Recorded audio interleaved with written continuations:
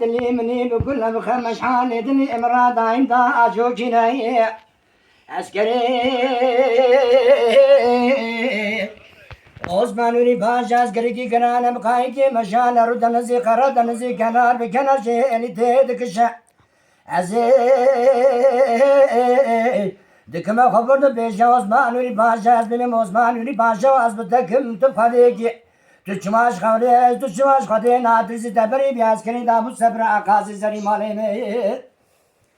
vara maleme Akdam olayım malım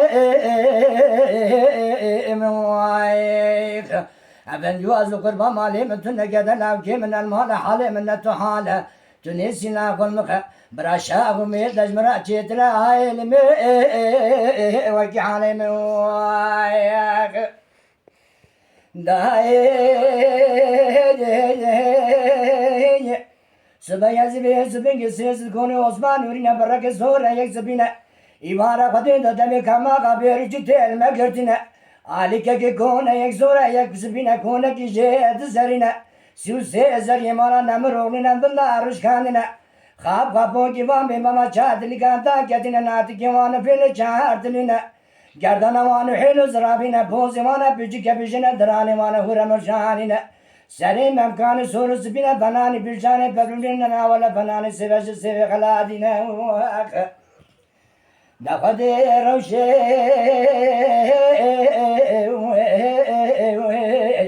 Ravşi gemyana bahray ravşi bahra gemine gemye Osman ürüne daima lengeri koyle kızdine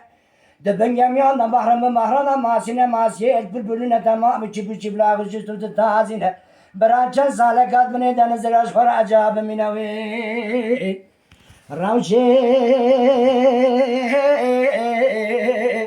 Ravşe cihana daru denine Ravşe daranu demine kulki şeydi serine Ravşe zuzana beleki berfeş bahari hayani payzeli bimine Ravşe malana kızı kurta Ravşe kızana rışkıldine Ravşe kurtana tüncü kütemeline Ravşe kalana rudana zerin baston ezimine Ravşe bukana Ravşe bukana kolu ziranu du kopine Ravşe jenana pişte düşüşine Ravşe afarana azbini ricil kerine Kayırcı kayılı emara temir hocane Zeri malime Vara malime Efendi az bu kurma malime tünne Gedel avki minel male Hale minne tuhale Tünne silah kulmuka Braşa gumil dajmira çitra haylime Cehni ve ki halime